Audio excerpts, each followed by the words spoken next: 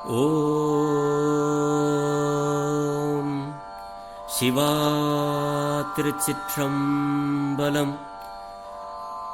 தென்னாடுடைய சிவனே போற்றி, எந்நாட்டவர்க்கும் இறைவா போற்றி. அருள்மிகு நால்வர் புற்றால் எம் உயிர்த்துணையே. திருச்சிற்றம்பலம். பெரும்பற்ற புலியூரானை பேசாத நாளெல்லாம் பிறவா நாளே என்ற அருட்சிந்தனையில் அருள் திரு மணிவாசக பெருந்தகையார் மலரடிகள் போற்றி போற்றி. அருள் திரு மணிவாசக பெருமான் திருவாய் மலர்ந்தருளிய வாசகம். இந்த திருவாசகத்திலே குழைத்த பத்து என்ற பதிகத்தில் 5வது பாடலை இன்று நாம் சிந்திப்பதற்கு சிவபெருமான் திருவருள் கூட்டியுள்ளார். அடியார் பெருமக்களுடைய பொன்னார் திருவடிகளை வணங்கிக் கொண்டு இன்றைய தினம் இந்த பாடலை உங்களோடு பாடி அதற்கு உள்ள பொருளை நாம் இப்பொழுது சிந்திக்கப் போகிறோம். தெரிந்த அளவிலே இந்த பாடலை உங்களோடு நான் பாடி பகிர்கிறேன். பிழை பொறுக்கும் பெருமானின் அடியார்களாகிய நீங்கள் இதில் உள்ள எந்த பிழையானாலும் சிறியேனை பிழை பொறுத்தருள வேண்டுமென்று உங்களை வேண்டிக் கொள்கிறேன். திருச்சிற்றம்பலம். கூறும் நாவே முதலாக, கூறும் நாவே முதலாக, கூறும் கரணம் எல்லாம் நீ, கூறும் காரணம் எல்லாம் நீ. தேரும் வகை நீ,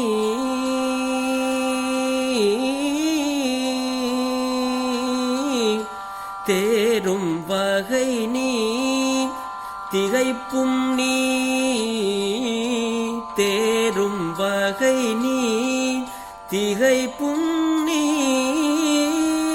தீமை நன்மை முழுதும் நீ, தீமை நன்மை முழுதும் நீ. வேறோர் பரிசிங்கு ஒன்று இல்லை, மெய்மை உன்னை விரித்துரைக்கில். தேரும் வகையன், தேரும் வகையன் சிவலோகா. திகைத்தாள் தேற்ற வேண்டாவோ, திகைத்தாள் தேற்ற வேண்டாவோ.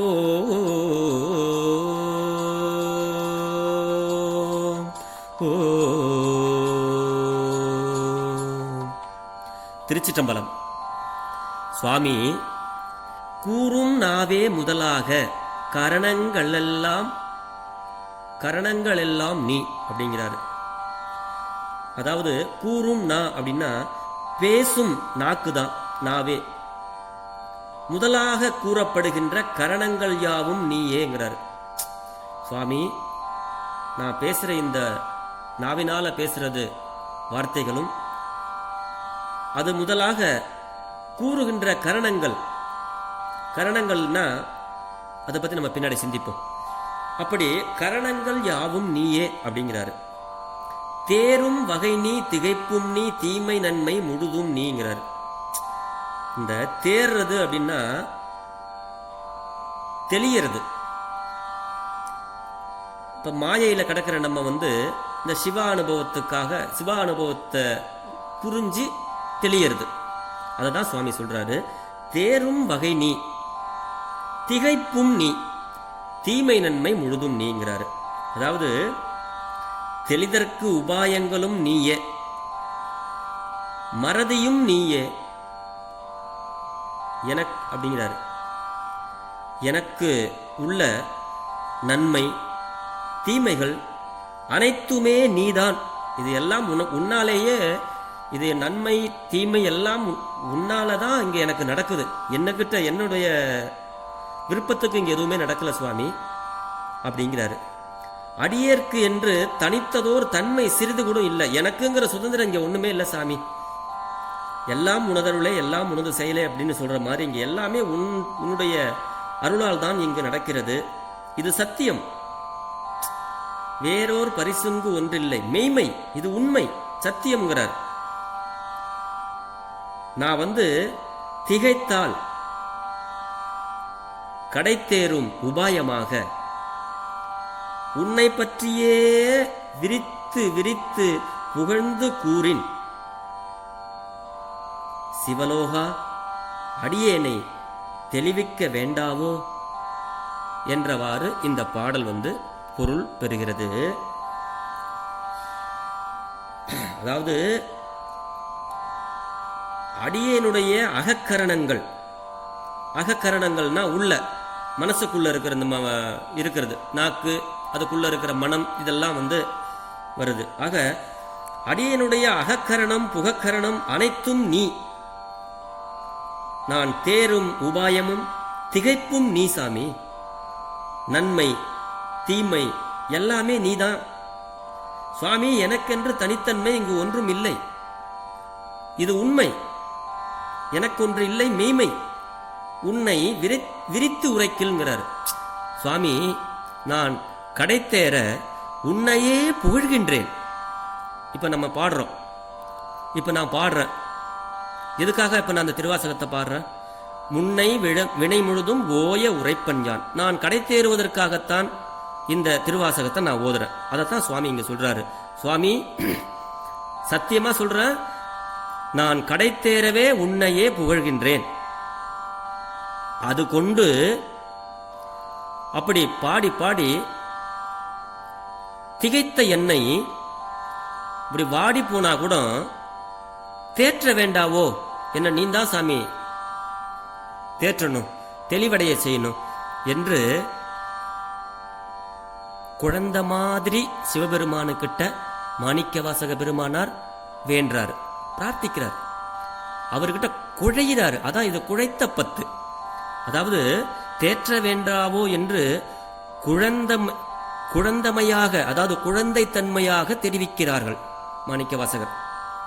இந்த கரணங்கள் அப்படின்னு சொல்றதுக்கு அகக்கரணங்கள், அகக்கரணம் புறக்கரணம் ஆக இரு வகையாக இருக்கிறது. இந்த அகக்கரணங்கள் என்ன அப்படின்னா மனம், புத்தி, சித்தம், அகங்காரம் என்பன அகக்கரணங்கள். புறக்கரணங்கள் இந்த புறக்கரணங்கள் செய்கரணங்கள்.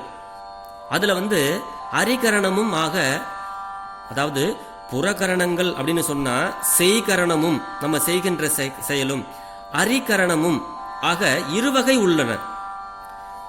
சரி, அதுல இந்த செய்கரணங்கள் என்னன்னு பாப்போமா? இந்த செய்கரணங்கள் அப்படின்னா வாக்கு, பாதம், பாணி, பாயுரு, உபத்தம் என்பன செய்கரணங்கள். நம்ம வாக்கால, நம்ம நாவால நம்ம மற்றவங்களை பேசுறது, உடம்பால மற்றவங்களுக்கு தீமை செய்யறது, உபத்தம், இதெல்லாம் செய்கரணங்கள். அப்ப அரிகரணங்கள் என்றால் என்ன அப்படின்னா நம்ம உடம்பு, மெய், வாய், கண், மூக்கு, செவி என்பன அரிகரணங்கள். ஆக இது ரெண்டும் நம்ம மாணிக்கவாசகர் கூறும்போது என்ன சொல்றாருன்னா, கூறும் நாவே முதலாக கூறும் கரணம் என்றமையால் நா கூறுதலாகிய தொழிலால் செய்கரணமாகவும் சுவை அறிதலாகிய பண்பால் அரிகரணமாயும் இருக்கும் இயைபால் இருவகை புறக்கரணங்களையும் குறித்தலின் என்க. அதாவது புறக்கரணம் கூறவே அவற்றை இயக்குகின்ற அகக்கரணங்களும் கொல்லப்பட்டன அப்படிங்கிறார். தேரும் வகை நீ, தெளியும் உபாயமும் நீயே அப்படிங்கிறாரு. அடுத்த வரியில தேரும் வகை நீ, திகைப்பும் நீ, தீமை நன்மை முழுதும் நீ அப்படிங்கிறார் சுவாமி. மாயையில் அழுந்தி மாயோங்களை நுகரும் போது, மாயையில் அழுந்தி அந்த மாயோங்களை நுகரும் பொழுது எப்படி இருக்கிறாரா? தேனுள் விழுந்த வண்டு போல மாயோங்களே தானாக மயங்கி நிற்கின்ற வேளையிலே, சுவாமி நான் இன்பத்தில போய் விழுந்து இந்த மாயங்கள்ல அகப்பட்டு இந்த மாயோங்களே தானாக மயங்கி நிற்கின்ற வேளையிலே யான் இறைவன் உன் வினைக்கேடு என்று இறைவன் அப்ப இந்த மயக்க, அதாவது தேனுள் விழுந்த வண்டு போல மாயோங்களே தானாக மயங்கி நிற்கின்ற வேளையிலே யான் இறைவன், என்னுடைய இறைவன் உன் வினைக்கேடு என்று, இதிலேயே நீ கடக்கிற, இதெல்லாம் உன்னுடைய வினைக்கேடுகளால் உனக்கு விளைந்ததரா அப்படின்னு உண்மையை உணர்த்தி தெளிவித்தல் இங்கனம் கூறினார். அதான் தேரும் வகை நீ, தெளிகின்ற உபாயமும் நீ. நான் கடை தேறுவதற்காகத்தான் நீ என்னை ஆட்கொண்டாய். அப்படி ஆட்கொண்ட வேளையிலே நான் அது தெரியாமல் தேனுள் விழுந்த வண்டு போல இந்த மாயோங்களாக அதிலே நான் மூழ்கி கிடைக்கு மயங்கி கிடக்கின்ற வேளையில என்னுடைய இறைவனான நீ, உன்னுடைய வினைக்கேடுகளால் ஒன்றும், இதனாலதான்டா உனக்கு இப்படி எல்லாம் ஆகுது, இன்பத்துல மூழ்கி கிடக்கிற, இதுக்கெல்லாம் உன்னுடைய வினைதான் காரணம் அப்படின்னு உண்மையை உணர்த்தி தெளிவித்தல். அததான் சுவாமி சொல்றாரு, தெளியும் உபாயமும் நீயே அப்படிங்கிறாரு. அப்படி தெளிந்து திருவடிகளை சார்ந்த போது திரு அருள் அன்றி வேறு ஒன்றும் புலப்படாமையால் திகைப்பு உண்டாயிற்று என்பார். அதாவது சிவபெருமானாருடைய திருவடியில போய் சேர்ந்த போது இது எல்லாமே திருவருள் தான், வேற எதுவுமே இல்லை அப்படின்னு அவருக்கு வேற எதுவுமே ஒன்றும் தெரியல. புலப்படாமையால் வேற எதுவுமே அவருக்கு அதுக்கு மேல புரியல. ஆஹா, சிவபெருமான் நம்மளை இப்படி ஆட்கொண்டு நமக்கு இப்படி ஒரு துன்பத்தை நீக்கி இப்படி ஒரு உண்மை ஞானங்களை நமக்கு எடுத்து உரைக்கிறாரே அப்படிங்கிற ஒரு திகைப்பு உண்டாயிட்டு மாணிக்க வாசகருக்கு. அதுதான் சொல்றாரு, திகைப்பும் நீ. சிவபெருமானாருடைய பெருமையை கேட்டா நம்மெல்லாம் திகைத்து நிற்க வேண்டாமா? பெருமானுடைய வரலாறுகளை அருளாளர்களுடைய நாயன்மார்களுக்கு எப்படியெல்லாம் அருள் செய்தார் அப்படிங்கிறத நம்ம கேட்டுக்கிட்டே இருந்தோம்னா அந்த சிவ அனுபவம் மேலிட்டால நம்ம திகைச்சு போயிடுவோம். அடடா, பெருமான் இப்ப கண்ணப்ப நாயனாருடைய வரலாறை கேட்கும் பொழுது இப்படியெல்லாம் நடந்திருக்குது, இப்படியெல்லாம் பெருமான் அருள் செஞ்சிருக்காரு, கடைசியில் இப்படிலாம் திருவிளையாடல் நாயகனாக இப்படியெல்லாம் நமக்கு அருளாளர்களுக்கு அருள் புரிந்திருக்கிறார் அப்படிங்கிறத நினைச்சு திகைப்பு வரும். அதுதான் அந்த சிவ அனுபவ மேலீடு. அப்படி திகைச்சு போயிருந்தாலும் சுவாமி என்ன நீ தேத்தணும், திகைப்பும் நீ. அததான் சொல்றாரு, திகைப்பு என்றார். அதாவது இப்ப அறிவு திரிந்த மகனை ஆட்கொள்கின்ற ஆசிரியர். இப்ப ஒருத்தவன் அறிவு திரிந்தல் அப்படின்னா அறிவு மயங்கி போய் இருக்கிற ஒருத்தவனை ஆட்கொள்கின்ற ஆசிரியர். அறியாமையில் சாராது சார்ந்த மகனோடு அன்றி அவனை திருத்துவது போல, அதாவது அறிவில்லாம இருக்கிற மாணவனை ஆசிரியர்கள் எப்படி சொல்லி கொஞ்சம் கொஞ்சமா அவங்களை ஆட்கொண்டு அறியாமையில போய் சேராம அறிவை சொல்லி அப்படி அவனை திருத்துவது போல யான் செய்யும் துரிசுகளுக்கு உடனாகியும் துரிசு போக்கி தூய்மை அளித்து அப்படிங்கிறாரு. இன்பம் மூட்டியும் அருளுதலின் தீமை நன்மை முழுதும் நீ அப்படிங்கிறாரு.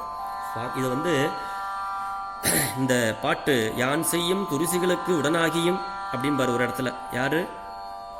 சுந்தரமூர்த்தி சுவாமிகள் சொல்வார். சிவபெருமான் எப்படி இங்கே அருள் செய்கிறார் அப்படிங்கிறது தான் இவர் இப்ப விளக்கமாக நமக்கு இங்க பொருள்படுது இல்லையா? நம்ம செய்யற ஒவ்வொரு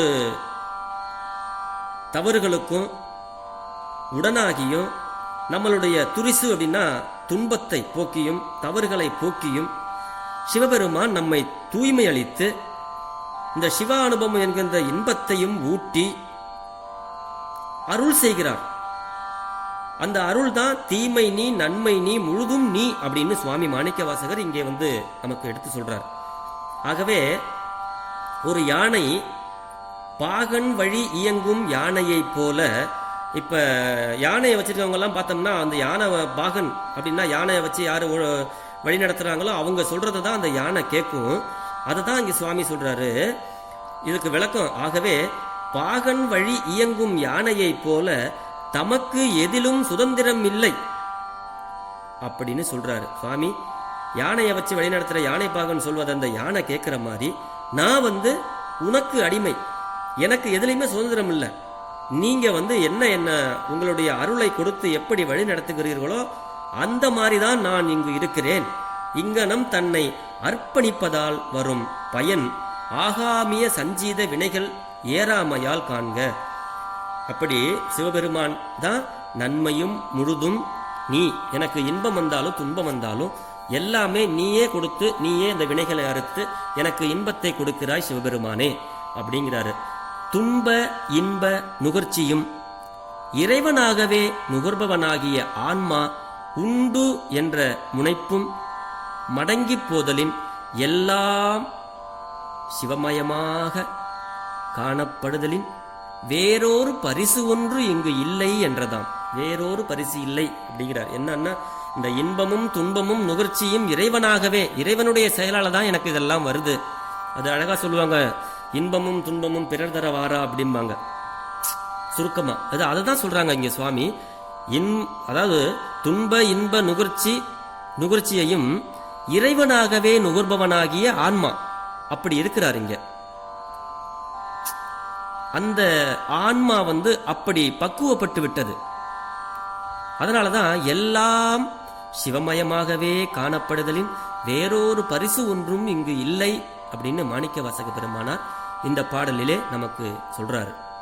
மெய்மை அப்படின்னா உண்மை அப்படின்னு அர்த்தம். மெய்மை அப்படின்னா சத்தியம்.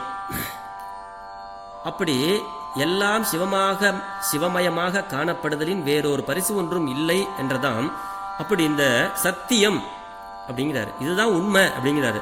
அப்படி இந்த அனுபவம், இப்ப ஒருத்தவங்களுக்கு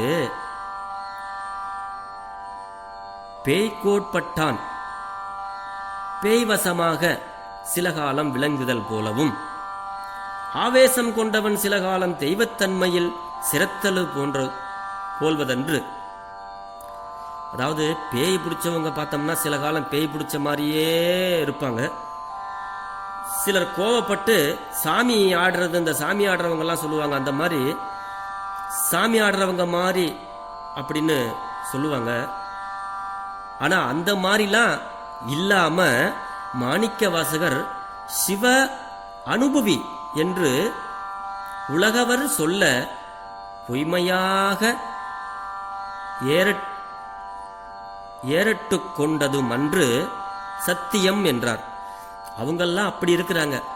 ஆனா மாணிக்க வாசகர் சிவ அனுபவி அப்படின்னு உலகவர் சொல்ல பொய்மையாக ஏறட்டு கொண்டதும் அன்று சத்தியம் என்றார். பா இவருக்கு சிவபக்திலாம் இல்லப்பா அப்படின்னு எல்லாரும் ரொம்ப பொய்மையா பேசினாங்களாம். அப்படிலாம் பேசுவாங்க. ஆனா அது உண்மை இல்லை. எனக்கு உண்மையான சிவ அனுபவம் இருக்கிறது அப்படின்னு உண்மையை சொல்றார். அதான் அதாவது சிவா அனுபவி என்று உலகவர் சொல்ல பொய்மையாக ஏறட்டும் கொண்டதும் அன்று சத்தியம் என்றவாறும் அப்படிங்கிறார். அப்படி இங்கனம் அன்றி மெய்மை உன்னை விரித்து உரைக்கில் என ஒரு தொடராக கொன்று இங்கே இந்த பாடலில் உணர்த்துகிறார். இந்த ஐம்புல இன்பங்களை ஆராய்ந்து உய்ப்பான் துய்க்கும் காலத்து அதுவாகவே இருந்து துய்ப்பானே அன்றி இங்கனம் இருந்து என்று சொல்லவும் மாட்டான்.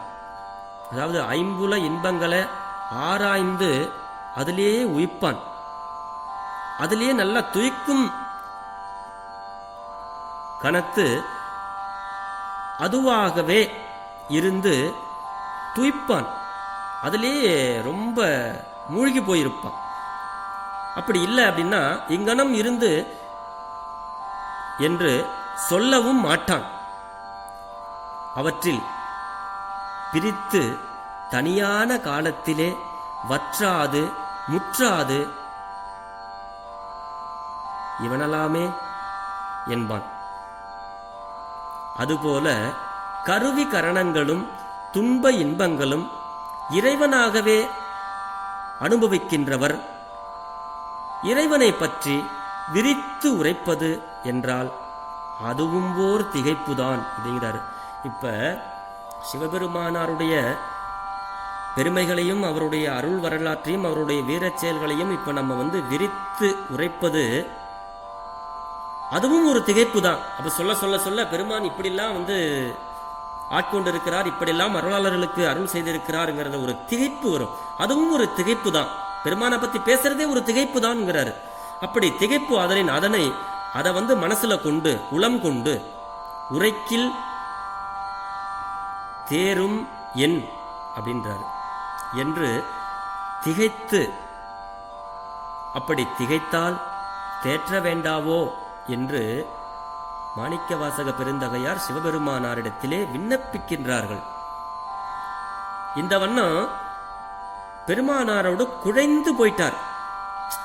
தன்னை பற்றி விண்ணப்பதில், அதாவது தன்னை பற்றி சுவாமி கிட்ட விண்ணப்பித்தலின் சொல்றாரு, விண்ணப்பம் பண்றாரு. என்னை பத்தி அவரை பத்தி அவர் விண்ணப்பம் பண்றாரு. அவரோட ஒன்னா போய் குழைஞ்சிட்டாரு. இருந்தாலும் விண்ணப்பமாக சொல்கிறார். ஆக இந்த திருப்பாடல் ஆத்ம நிவேதானமாதல் காண்க.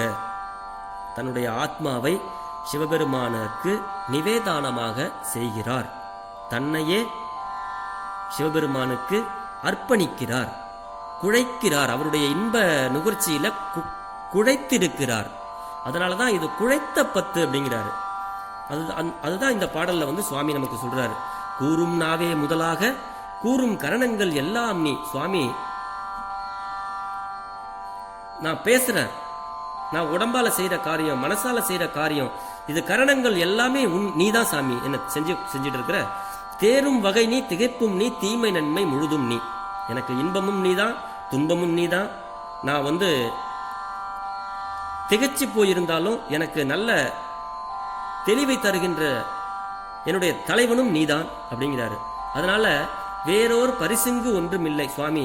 என் விருப்பத்துக்காக நான் இங்க எதையுமே செய்யல சுவாமி. உனக்கே நான் அடைக்கலமாயிட்டேன். அதனால நீ என்னை வழிநடத்துகிறாயோ, நீதான் என்னை வழிநடத்துகிறாய். என்னுடைய விருப்பத்திற்காக நான் இங்கு எதுவுமே நான் செய்யல சாமி. மெய்மை உன்னை விரித்துரைக்கல். உண்மையாக உன்னை நான் விரித்து உரைக்கல். உன்னுடைய புகழை நான் பேசி பேசி அதுல திகைச்சு போய் இருந்தா கூட, அப்படிப்பட்ட நீ எனக்கு தேரும் வகையன் சிவலோகன். நான் தேறுகின்றதற்கு ஒரு தலைவன் சிவலோகன் யாருன்னா அது நீந்தான். அப்படி நான் திகைத்தால் ஒருவேளை நீ தேற்ற வேண்டாமா சாமி? என்னை தேற்றிக்கொள், என்னை தேற்றி சிவானுபவம் எனக்கு கொடுத்து உன்னுடைய திருவடிக்கு என்னை சேர்த்துக்கொள் அப்படின்னு சுவாமி இடத்திலே குழைகிறார். அதுதான் குழைத்த பத்து. நம்ம கூட சொல்லுவோம், ஏதோ குழஞ்சி பேசிட்டு இருக்காங்க அப்படின்னு சொல்லுவோம். அந்த மாதிரி சுவாமி தன்னையே சிவபெருமானுக்கு சமர்ப்பணம் பண்றாரு, சரணாகதி அடைகிறாரு. எண்ணங்கள் எல்லாம், எண்ணமும் நீ, இன்மையும் நீ, துன்பமும் நீ, நான் தேரும்ன்ற வகையும் நீ, இப்படி எல்லாமே எனக்கு நீந்தான் சாமி. எனக்குங்கிற ஒரு தனி சுதந்திரம் இங்க எதுவுமே இல்லை சாமி.